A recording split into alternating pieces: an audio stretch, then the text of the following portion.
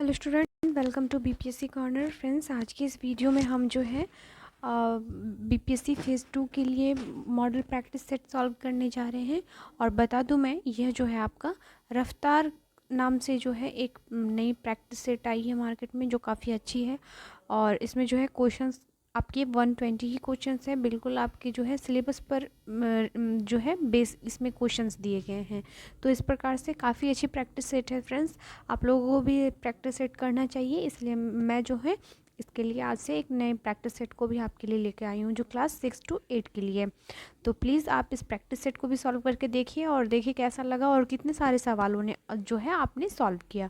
तो फ्रेंड्स, बिना किसी देरी किए हुए शुरू करते हैं वीडियो। और वीडियो शुरू करने से पहले आपके लिए मोस्ट इम्पॉर्टेंट इन्फॉर्मेशन कि एग्ज़ाम डेट जो है अपने ऑन टाइम पर होगी। आयोग किसी भी तरीके से कोई देरी नहीं करना चाह रही है, क्योंकि जो अतुल प्रसाद सर हैं उन्होंने खुद जो है इस बात का भी आपको सूचना दे दिया गया है न्यूज़ के माध्यम से या ट्वीट के माध्यम से कि ये लोग जो है आगे डेट को एक्सटेंड नहीं करेंगे।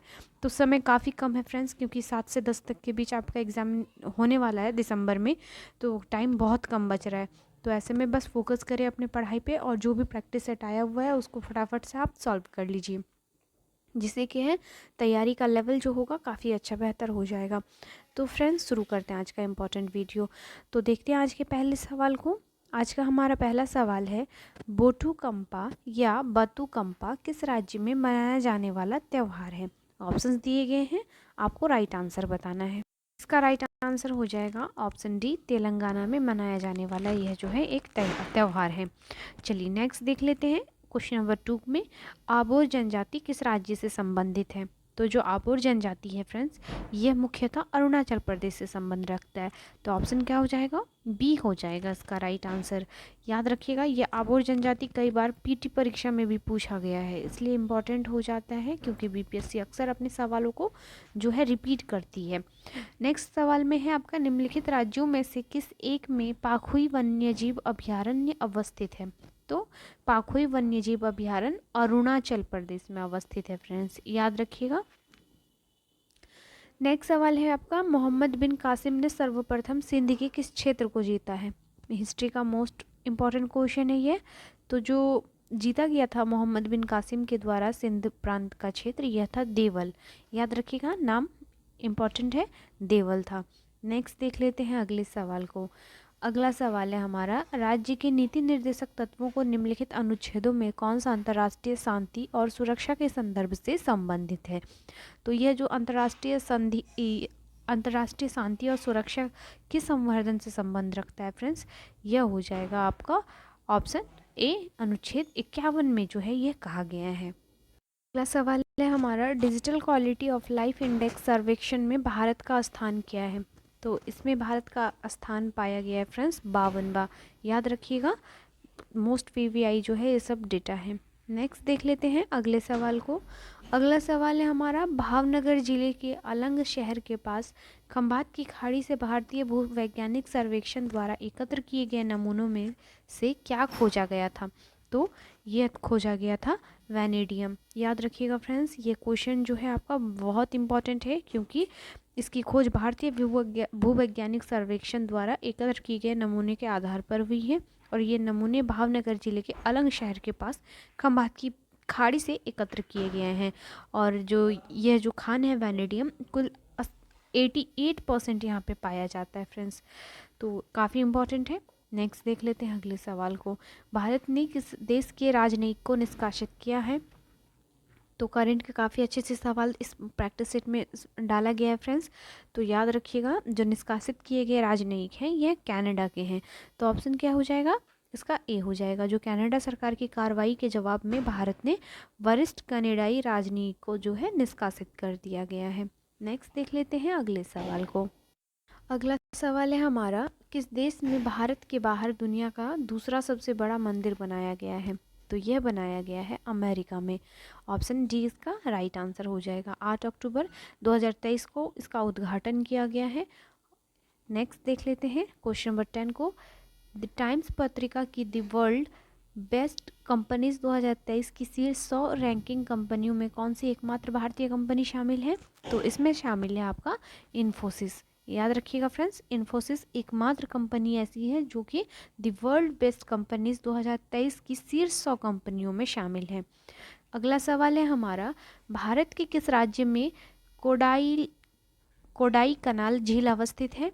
तो यह जो झील है यह अवस्थित है आपके तमिलनाडु में। कई बार यह सवाल पूछा जा चुका है। नेक्स्ट देख लेते हैं अगले सवाल को। अगला सवाल है, वर्ष 2019-20 के आंकड़ों के अनुसार भारत में पेट्रोलियम का अग्रणी उत्पादक राज्य कौन सा है? तो यह हो जाएगा राजस्थान। राजस्थान जो है 2019 से 20 के आंकड़ों के अनुसार भारत में पेट्रोलियम का जो है अग्रणी उत्पादक राज्य रहा है। तो याद रखिएगा फ्रेंड्स। नेक्स्ट देख लेते हैं अगले सवाल को। नेक्स्ट सवाल में दिया गया है आपका, हरित राजमार्ग का शुभारंभ कब किया गया था?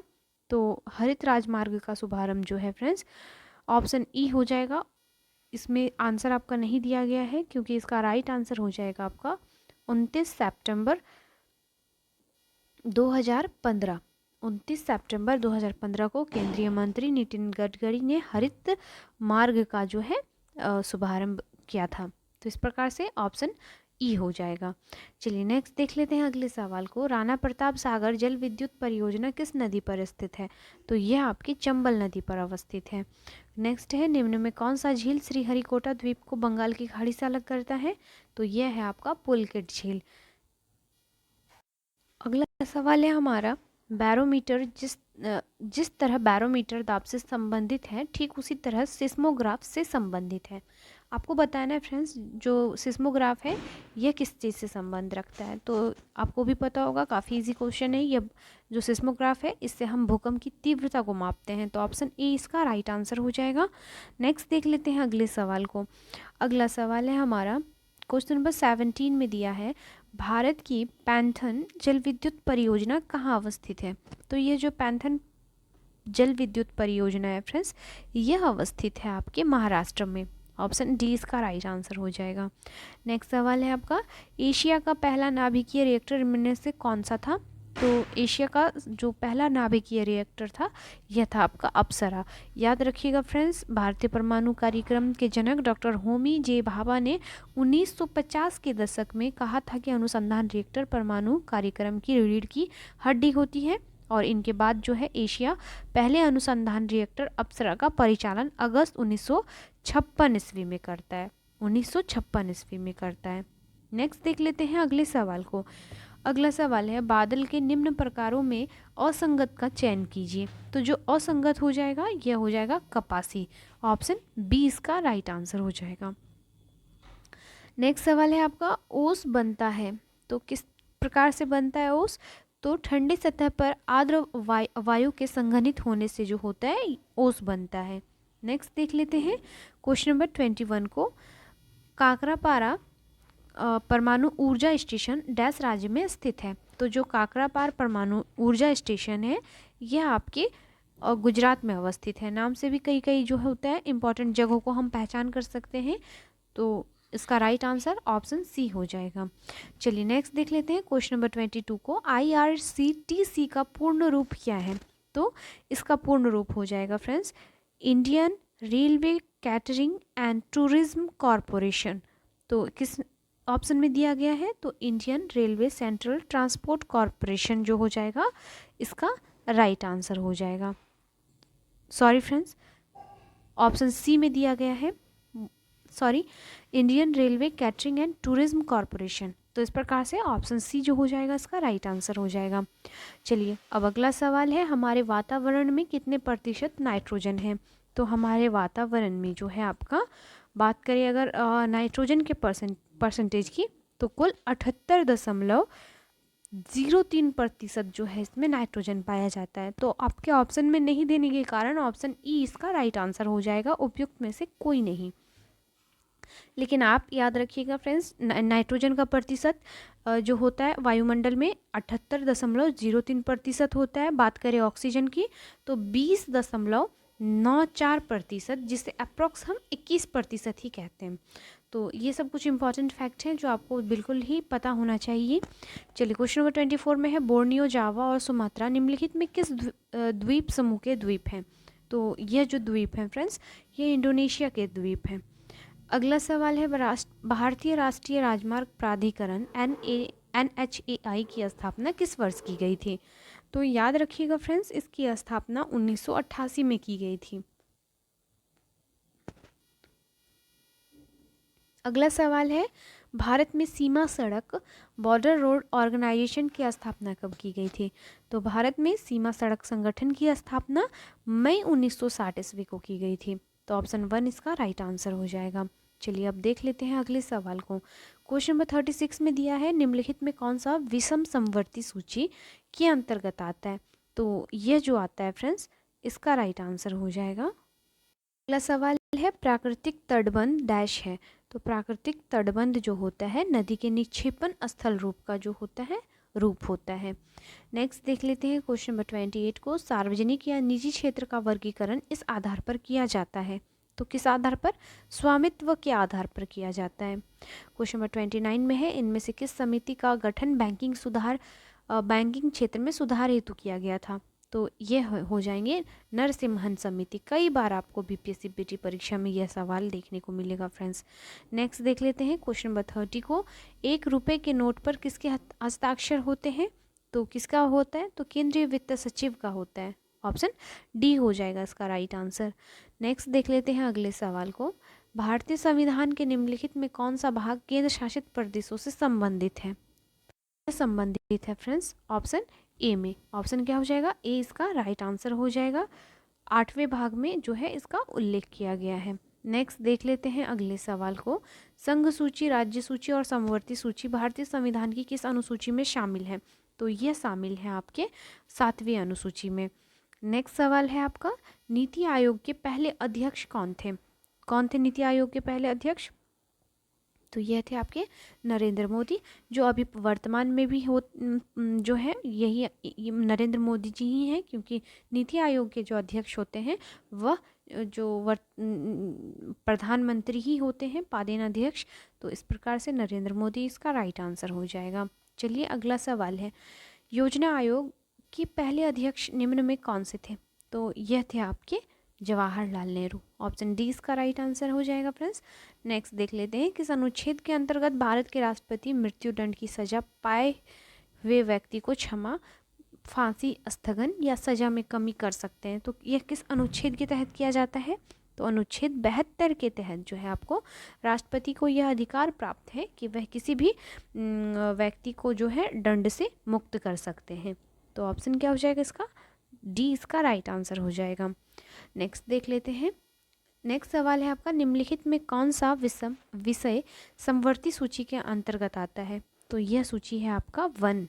नेक्स्ट है 1989 ईस्वी में डैश ने स्थानीय सरकारी निकायों के लिए संवैधानिक मान्यता की सिफारिश की थी।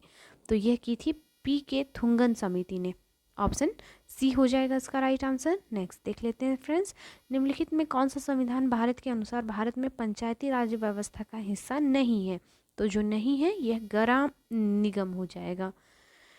अगला सवाल है हमारा आपातकाल के समय किस अनुच्छेद को निलंबित नहीं किया जा सकता है? तो यह हो जाएगा अनुच्छेद 20 और 21 को हम निलंबित नहीं कर सकते हैं, क्योंकि आपातकाल के दौरान 20 और 21 को छोड़कर बाकी सभी मौलिक अधिकार स्वतः निलंबित हो जाते हैं। नेक्स्ट देख लेते हैं क्वेश्चन नंबर 40 को। संविधान में कौन सा अनुच्छेद सभी राज्यों को एक समान 3 स्तरीय पंचायती राज संरचना प्रदान करता है, अर्थात ग्राम, मध्यवर्ती और जिला स्तर? तो यह है आपका अनुच्छेद 243B। अगला सवाल है भारत उज्बेकिस्तान द्विवार्षिक सैन्य प्रशिक्षण अभ्यास डस्ट लीग का आयोजन किस राज्य में किया जाएगा? 2023 का जो आयोजन है डस्ट लीग का, यह कहाँ किया जाएगा? तो इसका राइट आंसर है उत्तराखंड में किया जाएगा। नेक्स्ट देख लेते हैं एक विश्व प्रसिद्ध नर्तक और मोहिनी अट्टम प्रतिपादक का 22 फरवरी 2023 को निधन हो गया। उस व्यक्ति को पहचानना है आपको। तो यह है आपके डॉक्टर कनक रेले। नेक्स्ट सवाल है आपका किस राज्य ने सरकार ने सभी सरकारी स्कूलों में सहर्ष पहल की शुरुआत की है? किस राज्य सरकार ने? तो यह जो हो जाएगा त्रिपुरा राज्य ने शुरू की है। जो आपका सहर्ष पहल योजना है ये से त्रिपुरा सरकार ने पायलट के तौर पर जो है पायलट परियोजना के तौर पर शुरू किया है। नेक्स्ट देख लेते हैं हर्बालाइफ न्यूट्रिशन ने जनवरी 2023 में किसे पोषण प्रायोजक के रूप में नियुक्त किया गया है? तो यह किए गए हैं आपके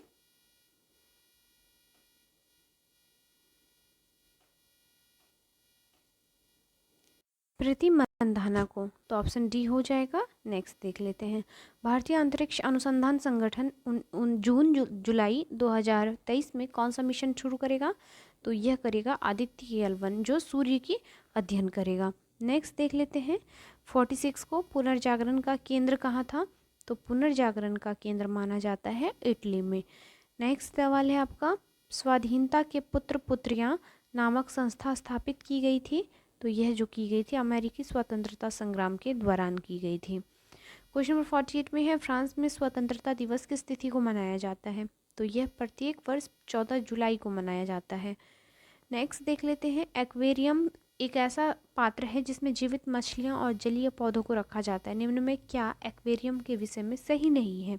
तो फ्रेंड्स जब आप ऑप्शंस पढ़ेंगे तो पाएंगे ऑप्शन ए जो हो जाएगा, यह मनुष्य द्वारा निर्मित पारिस्थितिकी तंत्र है, यह जो है आपका सही हो जाएगा, ऑप्शन ए। नेक्स्ट देख लेते हैं, पशुओं की प्रजातियां ज़्यादातर के कारण लुप्तप्राय हो रही हैं? तो किसके कारण हो रही हैं फ्रेंड्स? तो आवास का विखंडन के कारण, यानी इनका आवास जो है कई बार टूट जाता है, जिससे जो होता है ये लुप्तप्राय होने के कगार पर आ गए हैं। क्वेश्चन नंबर 51 में है, जीवों और पर्यावरण के बीच में अन्योन्य क्रिया के वैज्ञानिक विश्लेषण और अध्ययन को क्या कहा जाता है? तो इसे हम पारिस्थितिकी कहते हैं। क्वेश्चन नंबर 52 में है, पौधों के विभिन्न अंग, पत्तियां और जैविक अवशिष्ट कहलाते हैं? तो ये कहलाते हैं बायोमास, ऑप्शन सी हो जाएगा इसका आंसर। नेक्स्ट देख लेते हैं फ्रेंड्स, वनस्पतियों और जीवों का उल्लेख है किस में किया गया है? तो पौधों और जानवरों का जो है इसमें उल्लेख किया गया है। नेक्स्ट देख लेते हैं 54 को, बायोडाइवर्सिटी किसे संदर्भित करती है? तो बायोडाइवर्सिटी जो है यह वनस्पतियों और जीवों का उल्लेख करती हैं और जिसमें कि समन्वय दिखाया गया है। तो इस प्रकार से राइट आंसर ऑप्शन क्या हो जाएगा इसका? डी हो जाएगा, जानवरों का और जीवों का अध्ययन। तो ऑप्शन डी इसका राइट आंसर हो जाएगा। नेक्स्ट देख लेते हैं क्वेश्चन नंबर 55 को, मुंशी प्रेमचंद्र निम्नलिखित में किन पुस्तकों के साथ संबंध है? तो किस जो पुस्तक का लिखा गया है मुंशी प्रेमचंद्र के द्वारा? तो फ्रेंड्स अगर इनकी फेमस कृतियाँ देखेंगे आप तो सेवा सदन, गबन, रंगभूमि, ये सभी जो हैं मुंशी प्रेमचंद्र के हैं। तो ऑप्शन क्या हो जाएगा? डी हो जाएगा। 1, 2 और 3 जो गार्डनर है इनके द्वारा नहीं लिखा गया है, याद रखिएगा फ्रेंड्स। नेक्स्ट देख लेते हैं अगले सवाल को, WHO का मुख्यालय कहाँ है? बताना है। तो मुख्यालय से कई बार क्वेश्चन आते हैं, कई बार इनका वर्ष से संबंधित, कई बार जो इसके अध्यक्ष होते हैं, तो कई तरीक़ों से इससे सवाल पूछा जाता है फ्रेंड्स। तो याद रखिएगा WHO का मुख्यालय जेनेवा में अवस्थित है। तो ऑप्शन क्या हो जाएगा? बी इसका राइट आंसर हो जाएगा। नेक्स्ट देख लेते हैं अगले सवाल को, सार्क का मुख्यालय कहाँ अवस्थित है? तो यह आपके काठमांडू में अवस्थित है सार्क का मुख्यालय।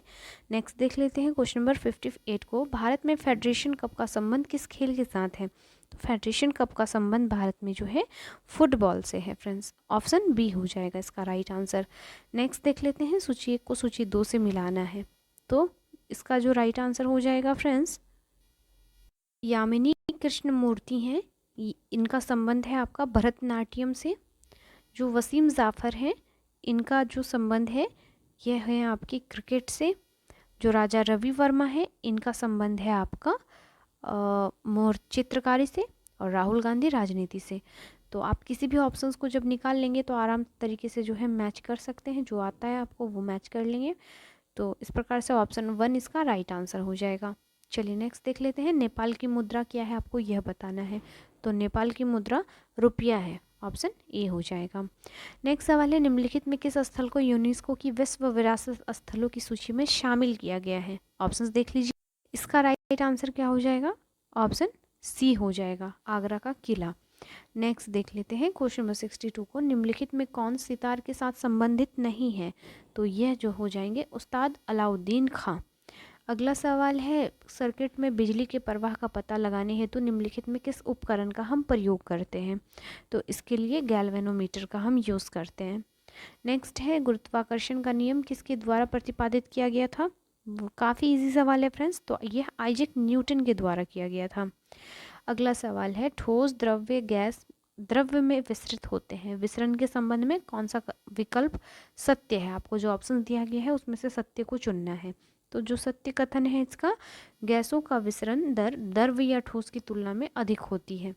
नेक्स्ट देख लेते हैं क्वेश्चन नंबर 66 को, अलग अलग प्रतिध्वनियों को सुनने के लिए ध्वनि के स्रोत से अवरोध की न्यूनतम दूरी होनी चाहिए। तो कितनी होनी चाहिए? तो यह माना जाता है 17.2 मीटर, याद रखिएगा। और बाहर जो कान, जब हम कोई ध्वनि बोलते हैं तो इसकी संवेदना जो होती है हमारे कान में 1/10 सेकंड तक होती है। नेक्स्ट देख लेते हैं क्वेश्चन नंबर 67 को, उस प्रक्रिया का क्या नाम है जिसमें गैस सीधे ही ठोस अवस्था में परिवर्तित हो जाती है? तो यह है आपका ऑप्शन क्या हो जाएगा? बी, डिपोजिशन में यह होता है। ऑप्शन क्या हो जाएगा? बी हो जाएगा। नेक्स्ट देख लेते हैं अगले सवाल को। अगला सवाल है हमारा, निम्नलिखित में किस वैज्ञानिकों ने सुझाव दिया था कि तत्वों का प्रतीक तत्व के नाम के एक या दो अक्षरों से बने होते हैं? तो यह जो दिया था बर्जीलियस ने दिया था। अगला सवाल है हमारा, निम्न में से आयनिक यौगिकों का गुण कौन सा है?